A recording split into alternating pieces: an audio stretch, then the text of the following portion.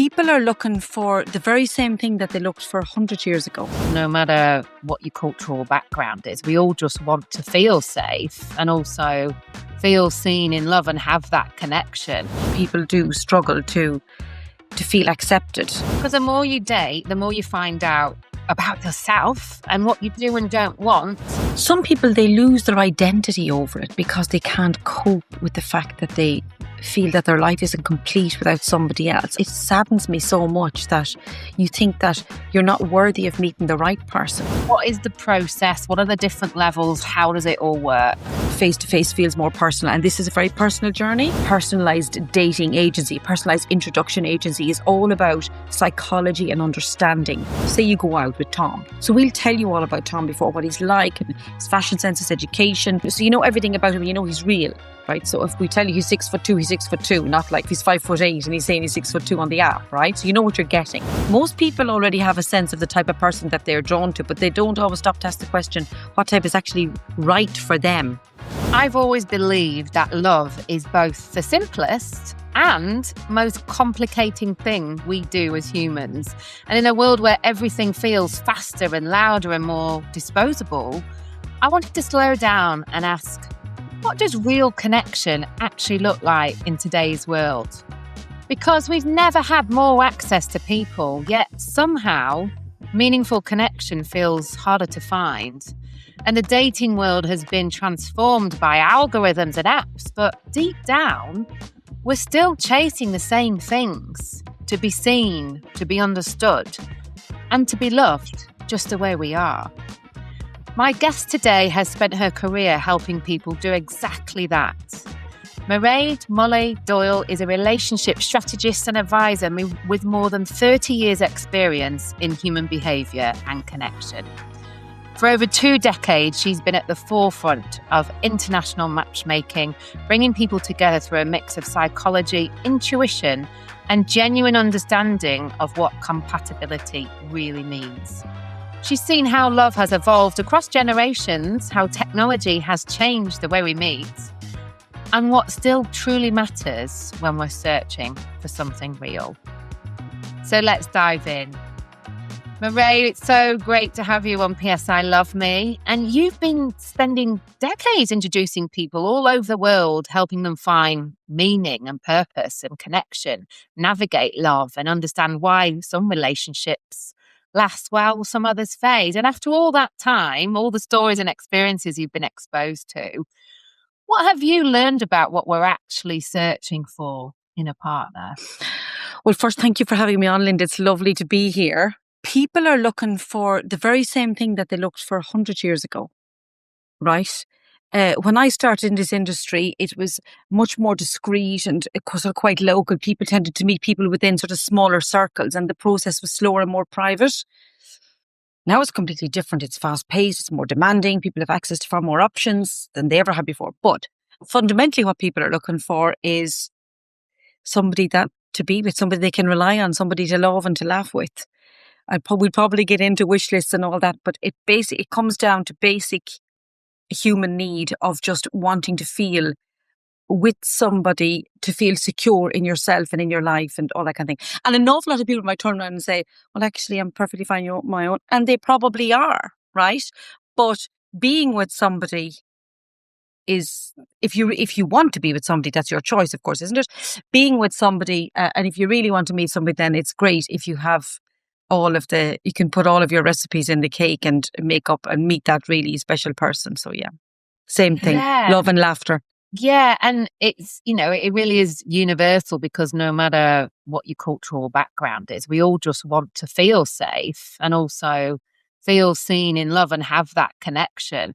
Because connection, it is good for us. It produces all those amazing hormones, and science has proven that it's better to be around people. We're designed to connect. Our DNA, it has been designed for us to connect, whether that's a relationship, friendship.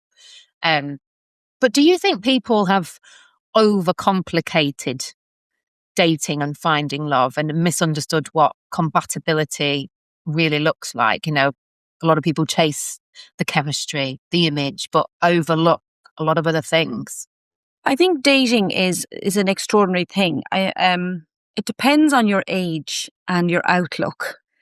Age is a big factor in it, right? So in order to answer your question, I'll just go through a different few avenues, right?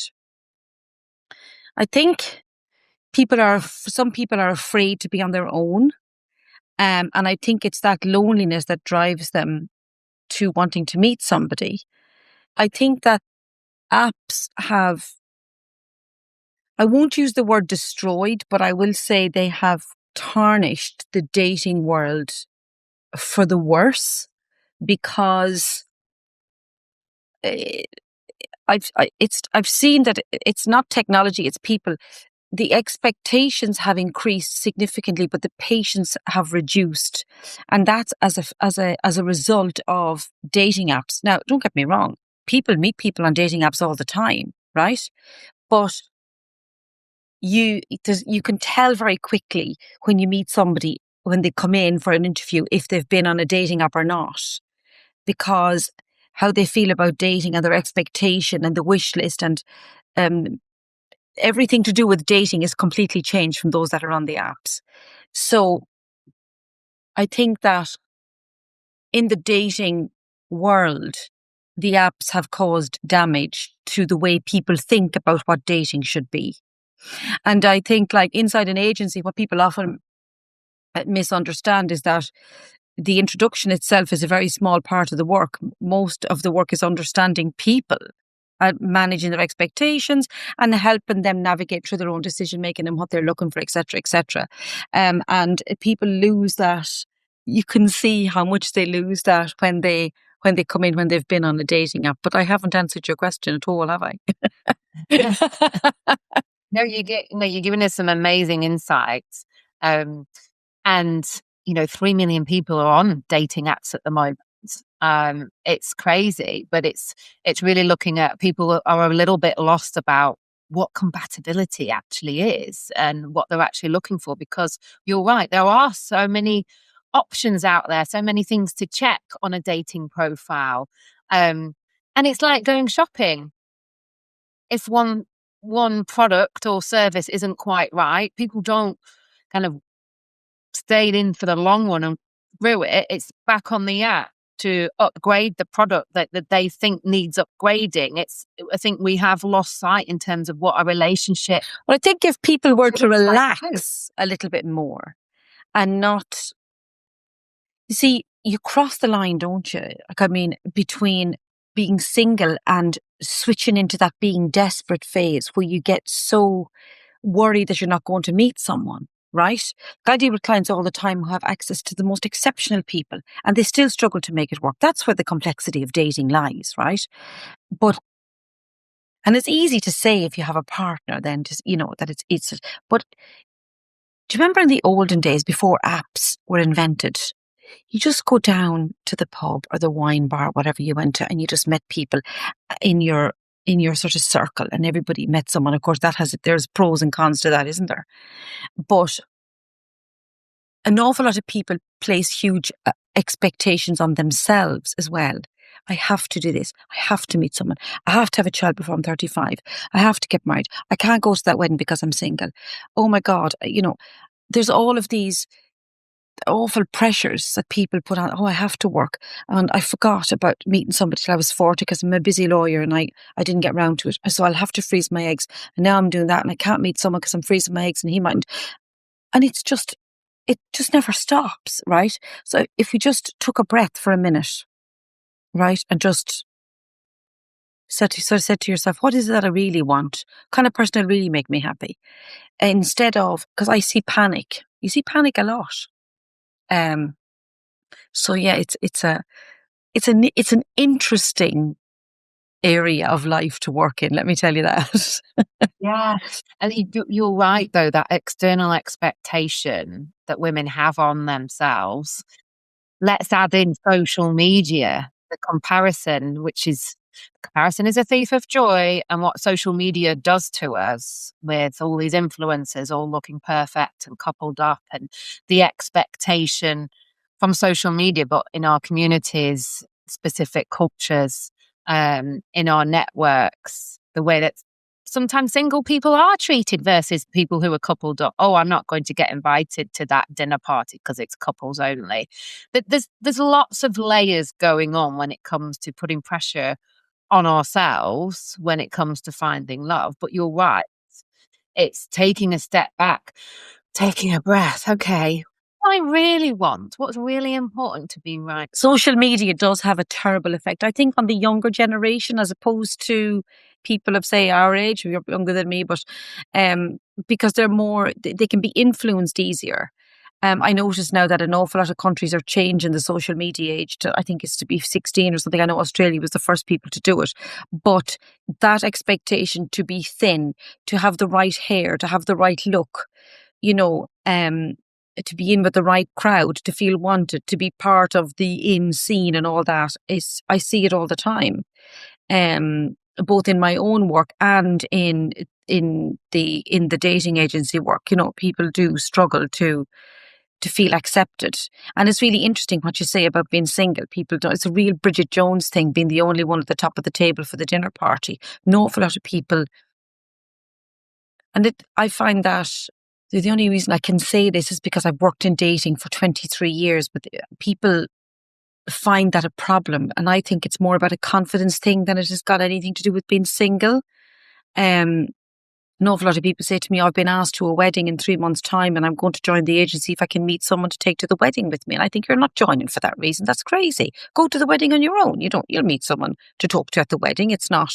Now that's all about social, being feeling socially accepted and not feeling outcast because you haven't got a partner. Yeah, you're right. It's the confidence. It's self-worth as well, that underlying self-worth. I am worthy when someone chooses me. I am worthy when, what will people think of me? Let me tell you, you're better off on your What own. will people think of you? You've got high standards. This is it. And you've got to say yes to the first person who comes up on the dating agency or the app or when you go down for a wine, right? So it's the limiting beliefs that we have that are created by the external sources around us.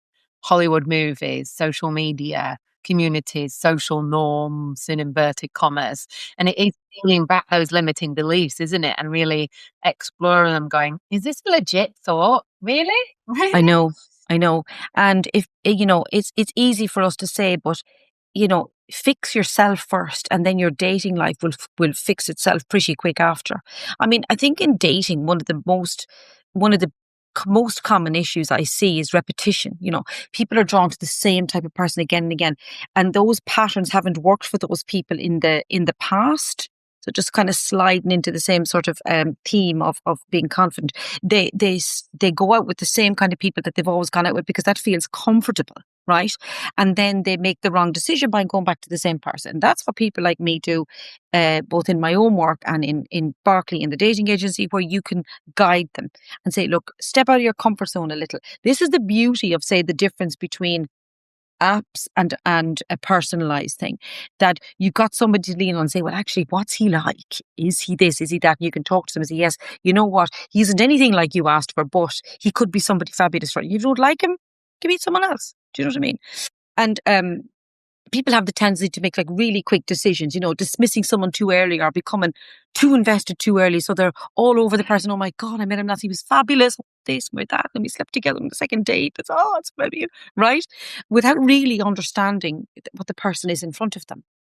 Yeah. And so 100%. like sorting out yourself, sorting out your confidence, knowing who you are, and then taking that step of fear, stepping into the unknown, going to the wedding on your own, or the 60th birthday or the 40th birthday or whatever, going to a restaurant on your own for a glass of wine, whatever it is that people are afraid to do that. You'll start to feel better about yourself, and automatically that aura will transmit over into the people that surround you. I notice an awful lot of people, they join the agency, right?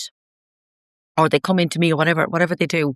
And within 2-3 months, they've met somebody, say, on their own, not through the agency.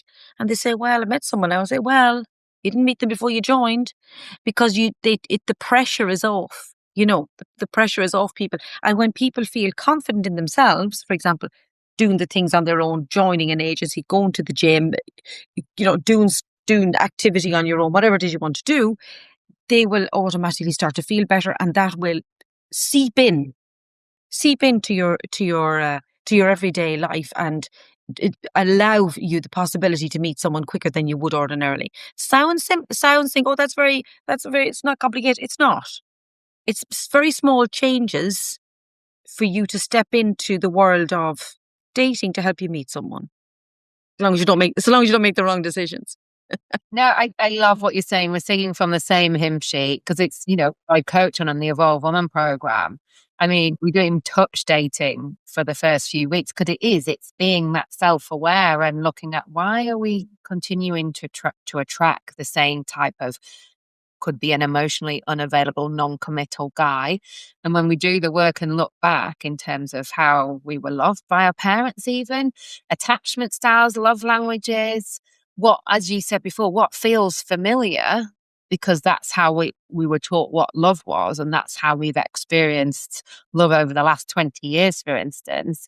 It takes some unlearning to relearn about ourselves and what we really want. But it's that self-awareness that's so important. But don't you think that when you actually meet somebody that understands you, that they can see through you, and they understand who you are, that it's going to happen automatically anyway? If you try too hard, or you see, there's so much choice, right?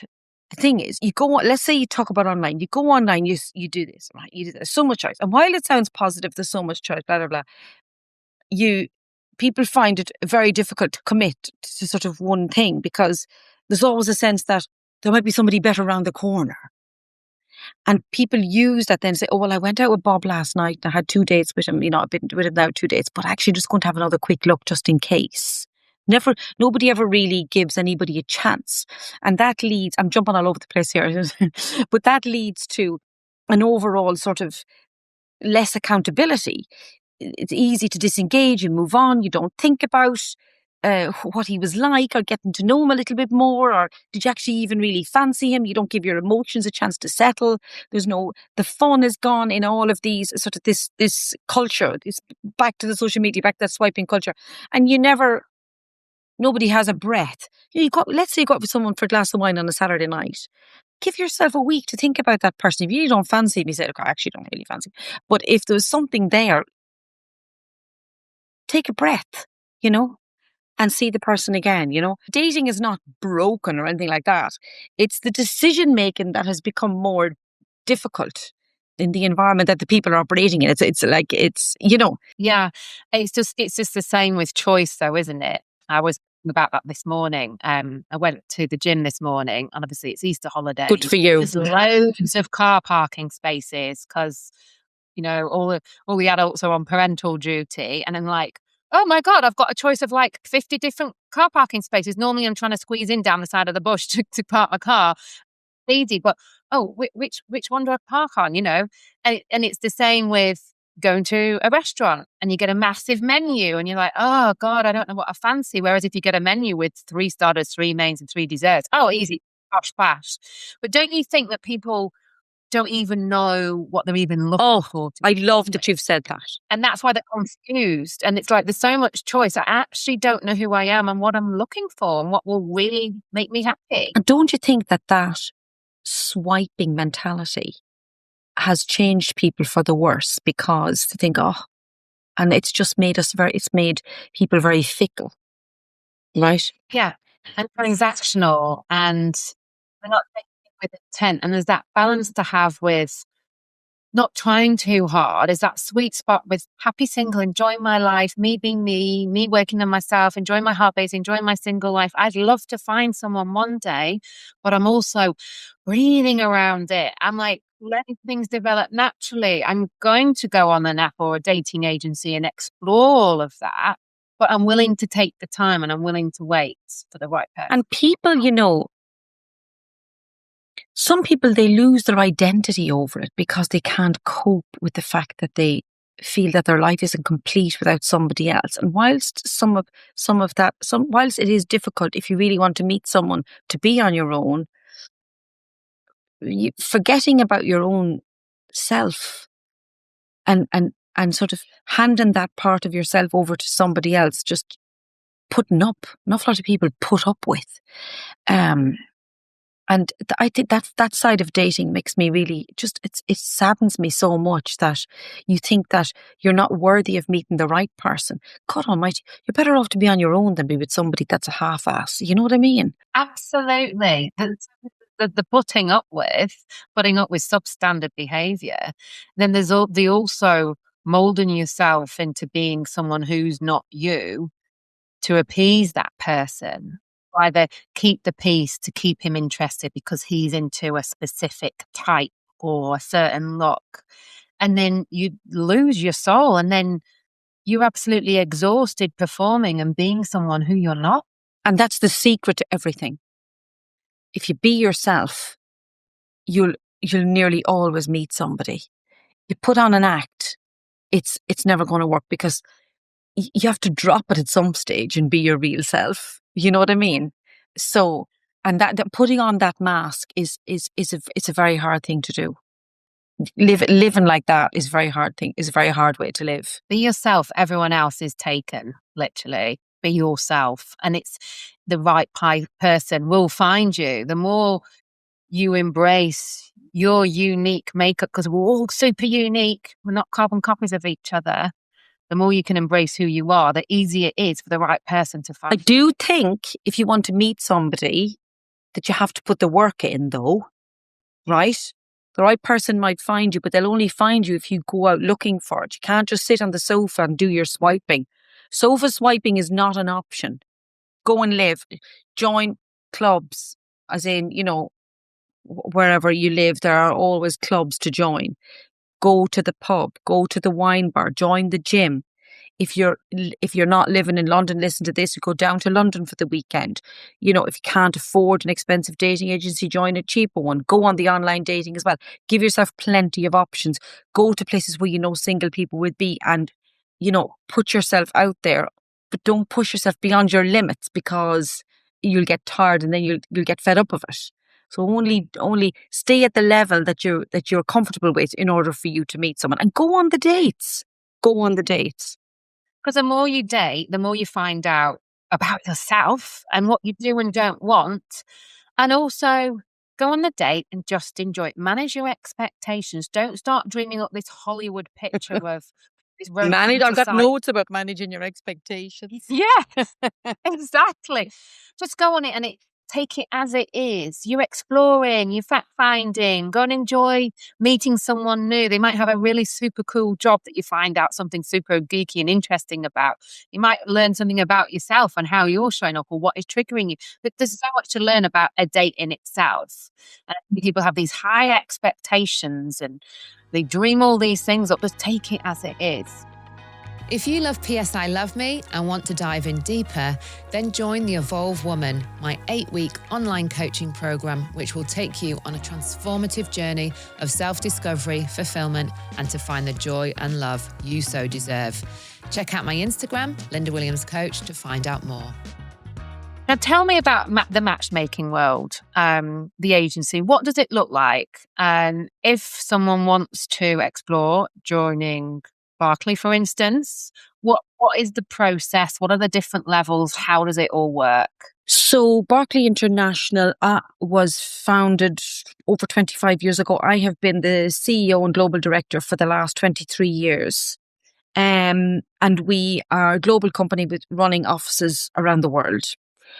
The process is this: you inquire, send in your inquiry, give us a ring, however you want to communicate with us, and we will have a chat with you on the phone, invite you to come in for an interview. You come in and you sit down in a room in our offices in Berkeley Square. Funny enough, that's what they're called. And you sit down and have a conversation, as long as that takes an hour and a half, 2 hours. Some people want to just do video calls. Some people like to do person to person. We like face to face because face to face feels more personal, and this is a very personal journey. And we're personalized dating in a personalized dating agency, personalized introduction agency, is all about psychology and understanding, and psychology based dating and understanding what that person is like, so that you can give them the best possible people, right? So you come in, you do the interview, couple of hours, you sign the contract, you pay your fee, etc., etc. There are 3 levels of membership. You got UK only, European, and global. Prices range from 15,000 to 35 to 50 to private search. Depends on the kind of person you're looking for, how long your wish list is, and what part of the world you want to meet them in. Okay, so we'll tailor the fee to suit your budget, expectations, and locations. And after that, the journey is not difficult. We get to know you, So say, for example, you joined, we'd start off, we have a team of, depends what country you're in, but let's say you're in London, we have a team of 6 people in London. And then there's a team of qualified ladies that are all customer service based, client management based. And along with me and the team, we look after the clients personally.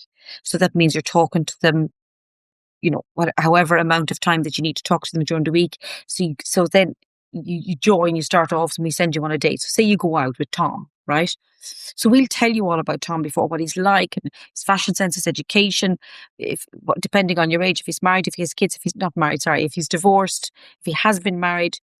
And so you know everything about him, he's real, right? So if we tell you he's 6'2", he's 6'2", not like, if he's 5'8" and he's saying he's 6'2" on the app, right? So you know what you're getting. And you know the profile of the person before you meet them. We'll know you before we match you with him, because we'll have talked to you and got to know you about what you're like as a person. But we'll get to know you more as you date, because you'll go out with Tom and you'll say, oh my God, no, he was definitely not for me, right? Or then you got Bob and you say, oh my God, I loved him. He was amazing. Bob mightn't like you. You got with whoever, Nathan, whoever they are, right? And through that journey, we watch you growing and dating, liking, not liking, staying with, exploring for 2 or 3 weeks, breaking up, meeting somebody else. And the difference between that and online dating is that you've got somebody to support you that's educated and knowledgeable about how the dating world works and how people operate, right? And it starts with awareness, Most people already have a sense of the type of person that they're drawn to, but they don't always stop to ask the question, what type is actually right for them, right? Yeah. And why they're drawn to that person. So we look at past relationships and identifying what's been repeated, and that's all very useful insight for us, right? And then it becomes more about considered decisions rather than just following what feels familiar or, immediately exciting. And one of the most important things is allowing something to develop. And that's what we say. If you meet somebody that's really nice, put yourself on hold and allow it to develop, right? Because the right relationship is not always the one that feels the most intense in the beginning. It's the one that builds in a steady and sort of sustainable way over time, right? So you might meet George and you're so excited and we slept together and we're this and we're that and it's brilliant. And 3 weeks' time, George is gone and so are you, right? People mistake chemistry for compatibility. All day long. So that's how your journey grows in a dating agency. Now, this is an expensive, bespoke, exclusive where you have one-on-one service, like tailored to your specific needs, talking to you, just like we're talking now. I would say to you, Lynda, what did you think about him? This, you'd be giving out Mairéad, he wore jeans and I was going to a posh restaurant. And all these nice things. He was so fabulous. I was scared. And all of the things that you would talk to your girlfriends about. And that's what we do. We make you feel comfortable about dating and help you find the right person. And you go along that journey until one day you want to stand still with somebody for a while. Right? And then you do. And that's basically how it works. Yeah. So there's 2 things I want to ask on this. How many dates would you say if I signed up for a year and I lived in London, how many dates would I expect to go on? Because I have had some clients who have said, I've joined a matchmaking agency, I've been with them for a year and they've only given me 1. Or I had a lady the other day, I was with a matchmaking agency for 18 months and they only gave me 3 dates. And they may have been local agencies, but tell me a little bit more about amount of dates to expect when you join an agency. Normally, you would meet. We have you can designate how many people you feel you'd like to meet, right? Or we can give you unlimited suitable dates, right? So, and like it's about perception, right? Because I might think Brad Pitt is good looking and you might think he's awful, right? So, and that's what's the most important thing in dating. Like, it's about picking out the right people for the person based on what you know about them and your psychological insight into it. So you can meet the average person with a London membership would meet 1 to 2 people a month. Okay. But they might meet 3 people one month and 1 the next and none the next and 4 the next. It depends on who's around and who's available at that time. And so you ebb and flow through the agents, through the membership for the year. Then you can stop and start as many times as you want. It doesn't make any difference. It's in as many times as you can stop and start, and then you can go on hold for a max of up to 6 months. So if you meet somebody, you can go on hold for 6 months, then you get the 6 months back. If you're very early into the membership, we'll obviously give you all your time back. There's no penalties, etc., right? So we're very fair and easy to work with because it's your membership. It's for you to grow. So we make it as flexible as possible so you can meet as many people as suitable people as you can, right?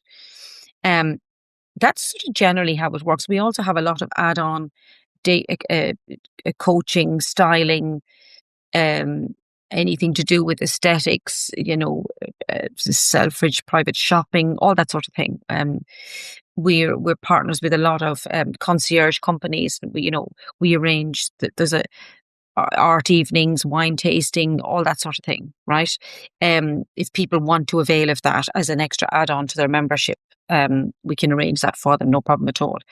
But the way it works is that, say you were a member, I would say, Lynda, I want to talk to you about Tom, and I pick up the phone, I would chat to you about Tom and vice versa. And then when you're both happy, we give each of you each other's numbers, right? Bearing in mind, there's all kinds of confidentiality that's already been signed and looked after with contracts and all that kind of things. Everything is confidential.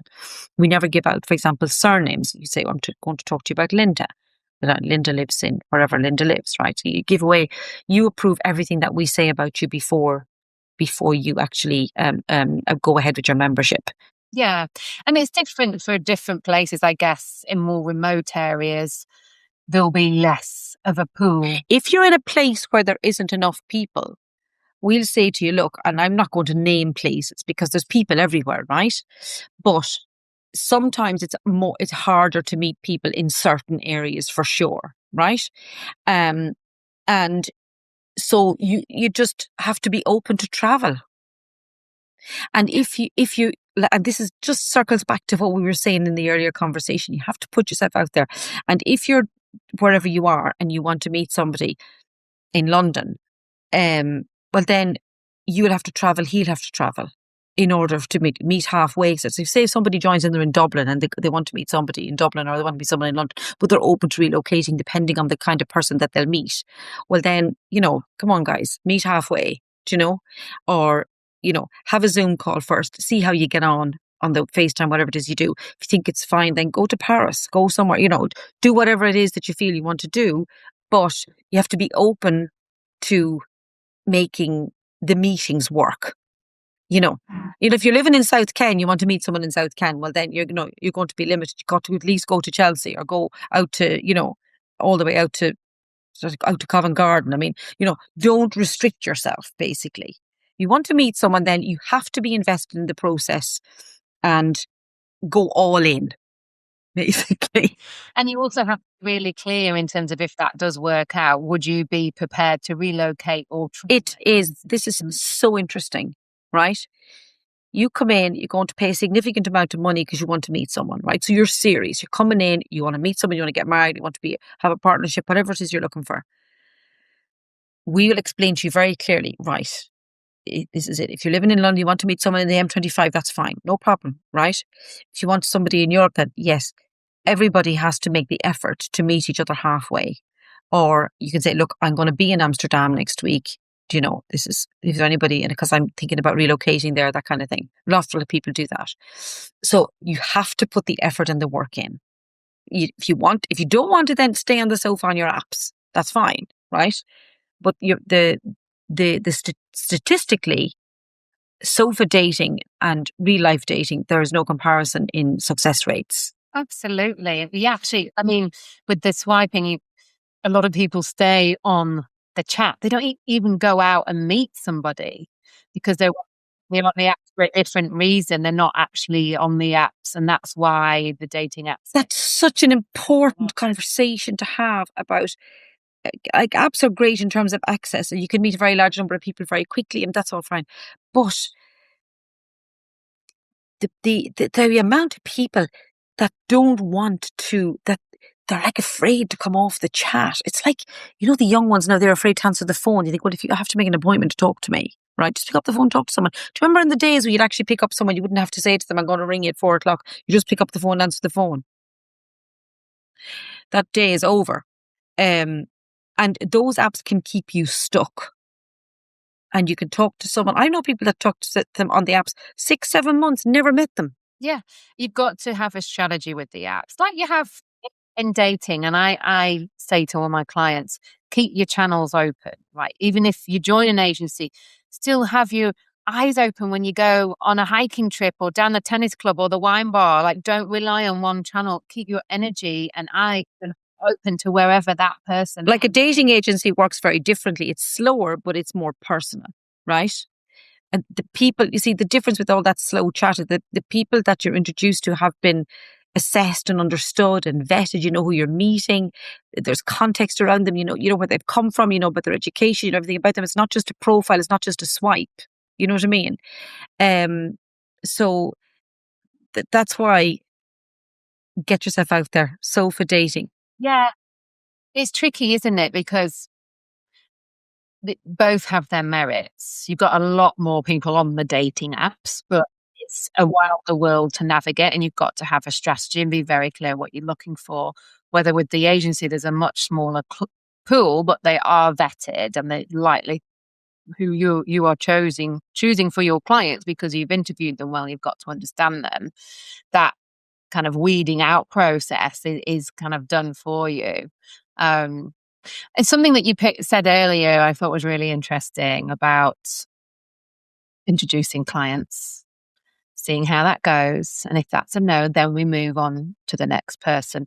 Not dating 5 or 6 people simultaneously to keep your options open to see how things develop, because you can't really develop. Yeah, we don't do that. It's one at a time.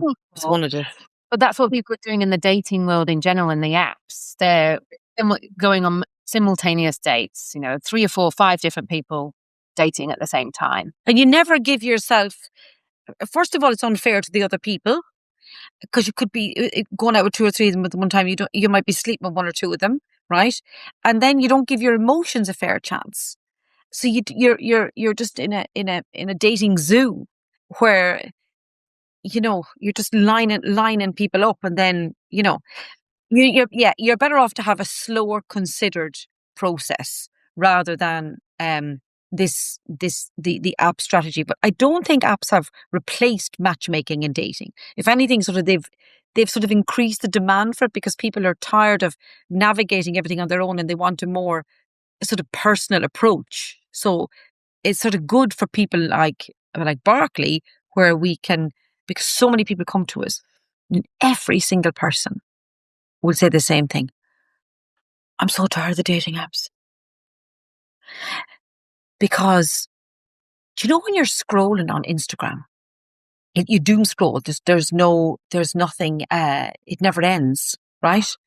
But it's nearly the same on the apps. If you pay whatever you pay, if you take out one of the subscriptions, you can flick through the people. And I think that's awful, because you might meet somebody absolutely fabulous and everybody is just dismissed, don't like the look of him, and everything is based on how somebody looks. You could go down to the pub and meet somebody absolutely brilliant, and we're all good looking in our own way. So you might meet somebody brilliant. He mightn't be like, I don't know, George Clooney, but he might be your George Clooney. Exactly. And you know what? The best guys out there aren't going to be spending hours of their day lining their phone up to take the perfect picture and obsess with their luck. They're going to be obsessed with the more meaningful things in life, not this polished look. And that's why I always say, when you're on the dating apps, before you even meet someone, have a chat to them on the phone, have a video call as that pre-date. If you're not really sure, have that little conversation and check. Because when someone shows you who they really are, that's when they become sexy as hell of who they are, not this exterior facade. And that's where people are getting it wrong. As you say, when people stumble into each other in a natural environment, if you'd have seen that person on an app, you may not have gone for that. But because of the way they're presenting themselves, their aura, their smile, their charisma, their similar interests, the way the conversation's flowing, all those bits that we're picking up on. Oh, he's passionate about that. I'm really passionate about hiking or family or whatever that is. And then it comes to, we're talking about the fast-pacedness of life. Everyone's just so busy these days, yet especially like high-achieving, driven professionals, I'm sure, which is most of your clientele. Oh God, I haven't got time for love, right? Or I've waited until I'm 40 because I wanted to focus on my career. So from your experience working with these high achievers and execs, and how have you found that? How does this affect the way that they approach relationships, this no time for love mentality? You mean like at HNW, like a high net worth person? How do they? Yeah, like when they've got no time. Like, how am I going to make time for relationships? Like, how have you had to coach them through it when it comes to, I've got no time for love, go and find me somebody? Like, how does that affect the whole process of finding? If somebody comes in and they join and they don't have time for the dates, and that starts affecting the people that they're dating, then we would have to give them a coaching session. That's where the psychology of the dating comes in order for them to understand that if they want to meet somebody, they're there for a reason, right? So if they want to meet somebody, then you have to make the effort to put the time into it. And so little by little, they realize that when they start meeting nice people and they see the effect that has on them being with somebody and being in a relationship, because like I said to you at the start of this conversation, people don't like being alone if they want to have a relationship. It just takes a little bit of time for people to grow and learn because people get so busy, they become absolutely saturated in their work. I see people that come in, and some people are even sending the emails coming downstairs into the office, and then some people are in the interview and they're actually writing back in the emails and they're talking about the most important thing in their life. And it's not my job to tell them to put the phone down, if that's, I would say, it's only going to take you an hour, whatever. You have to be, very professional, very nice. But some people just can't. They just, right? And so then it's a very personal thing. It's up to them if they want to make that choice to meet somebody, right? You'll come into the agency and we'll tell you exactly, and we'll guide you and help you and coach you and give you all the tools and all that. But we're there to help all the time. But if you don't give us 50% back, then how are you supposed to get on with it? You know what I mean? So we'll help you, you help us. It's like every relationship. But it goes back to that awareness again, though, isn't it? They're probably not aware that they're just running on autopilot. Yeah, of course. But little by little, some people can and some people can't. Most people do, And to be honest with you, most people meet someone, right? Because they sort of, well, they've made an investment. So you want to, it's like buying a car, isn't it? Or buying an apartment, you know what I mean, right? You make an investment for yourself for your life to find you somebody to be with for your life to grow with. And so most people are pretty invested in it. Those that are very busy, we just tell them, we say, look, come on, George, this is ridiculous. You haven't, whatever you haven't done or whatever you need to change, try and, we would coach them into and speak to them like that. But you get what I'm saying, right? Coach them into saying, and make them think about their decisions of not being able to see somebody for 4 weeks, or seeing somebody and not following up because they were too busy with the emails, or people need to try to apportion time for this. So if you've got the kids every second weekend, or you're very busy, or you work, or you're doing this, or you're going to see your parents, or you're traveling, whatever you're doing, put time aside for, like, you put time aside to go to the gym, you put time aside for your emails, or time aside to whatever you do. Put time aside for your dating life and focus on it. And the more you nurture it, the more it will give you results. Contrary to the influx of apps since 2012, when Tinder first came onto the scene, we've seen a huge increase in the way that we date on apps. But contrary to that, matchmaking agencies have continued to do well because people are even more so looking for that personalized approach in a world that is just everything is done by AI and data and tech. People are actually craving that personal approach again. So matchmaking agencies are here for good, and they will continue to grow and evolve in line with the way apps are. But with what's happening in today's world, how do you see matchmaking and apps and dating? Where do you see it headed over the next 10 years? I think no more than the last 10 years, because I started off putting an ad in the Sunday Times and there was nothing, and you didn't tell anybody you were joining a dating agency, and it was twin set and pearls, and you were over 65, and it was not the world that we have now. And then I watched it evolve, right? I watched the apps coming in, and everything, peaks and troughs really, and our business stayed level most of the time, right? In the pandemic, I couldn't get over the difference how many people joined the agency during the pandemic because people got scared. Yeah, that's when the tax for matchmaking agencies went through the roof. But I think the future of dating will be like everything. I think it'll stay. We'll have our ups and downs like that. I think that online dating, the apps and AI will have its day, right? Until it doesn't. But I think that no matter what happens in life, everybody likes to talk to another human being, right? And have a personal touch. It's like getting a birthday card or receiving a bunch of flowers or something personal always, because we're humans, we feel, right? And you want to feel, and you want to feel loved, and that you're part of something, and that you've got somebody that's got your back. So I think that they'll take off amazingly. I think that the AI and the dating apps will go through the roof, maybe more than they are now. And then they'll fall, and then they'll go up and they'll fall, but they'll always be there, I can imagine. They'll always be there because we're living in this is the area that we're living in. But I think that matchmaking agents will stay level with them because of the way we want to feel that we belong. It's such an important point to make. Right now, there's a trend in nostalgia of people harking back to the 90s. That was a big Instagram thing over the last 2 or 3 weeks, because actually the 90s was just before when social media came on, where we actually connected properly. There was real connection, real talk. Ring someone up on your old Nokia phone. So you actually I actually asked somebody, you asked somebody, how are you and how's it going and all that. There's that really, that really grates on my nerves.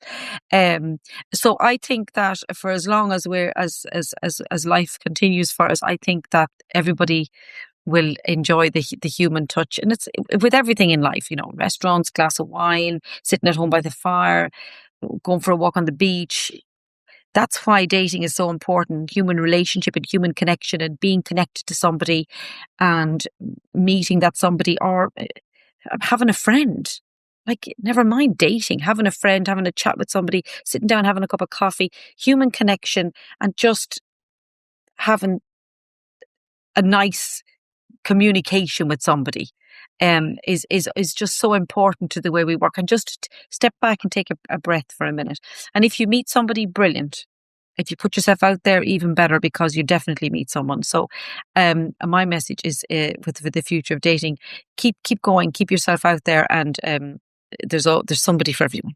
Yeah, there is somebody for everyone. As we say, there's 7 billion people on this planet. That's it. That one person. And there is somebody for everyone.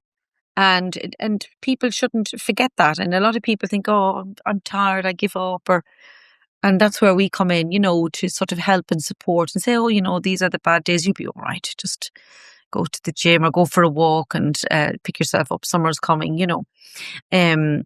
because people do get a little despondent sometimes about life, don't they? They do, and that's a great way to end our episode, is for people who are listening who feel a bit disheartened about dating and maybe lost hope from so many disappointing dating experiences. What do you want to say to them now? Don't. Smile. Things could be far worse. You could have a lot more, and I know that sounds quite sort of psychological or philosophical, but so long as we can get up and go and do our jobs, and we have our health and our family and friends and loved ones around us, that's the first thing, right? That you can get up and go, because I'm a great believer. That's always been, and even in our office where we work, health is wealth, because you don't have it, you can't do anything. That's the first thing, right? So once you've got that, and you see, like, Instagram has been very good for that kind of thing, and TikTok showing how much that the value of your life is so important when it comes to your health and your family and connections with friends, which all circles back to relationships. I'm a great believer in communication and relationships and having that wholesome circle around you. And then when it comes to looking for love, just keep going, keep yourself out there, keep smiling, and stay in the loop. Go out, do all those things that we discussed here. Give us a call, go on the online dating, do whatever makes you feel good about yourself. But it's a very important point to make, is get perspective. Absolutely. So you've had a couple of bad dates. Learn from those experiences, learn what you do. Keep everything in perspective, because there's a big world out there, guys, and make the very best of it. That's my message. Keep smiling, keep living your best life. That's, especially in today's Absolutely. world. Well, Mairéad, my pleasure, Lynda. So nice to talk to you. I hope that it's been really insightful and really real. I love how you communicate, and you just get. I'm sorry to be so really blunt. No. This is what we love on P.S I Love Me, and it's having the proper conversation and diving into what love actually looks like beneath all the surface of apps and agencies. And to everyone listening to this episode, I hope it made you pause, reflect, and see dating a little bit differently. So thank you so much. Pleasure, Lynda. Thanks a million. That's it for today's episode of P.S I Love Me. I hope you've learned some interesting nuggets to weave into your everyday life to feel a little lighter, brighter, and inspired. Be sure to subscribe, rate, and leave a review. It helps more high-achieving women like yourselves to find us. And don't forget, wherever you are at in life, you are more than enough.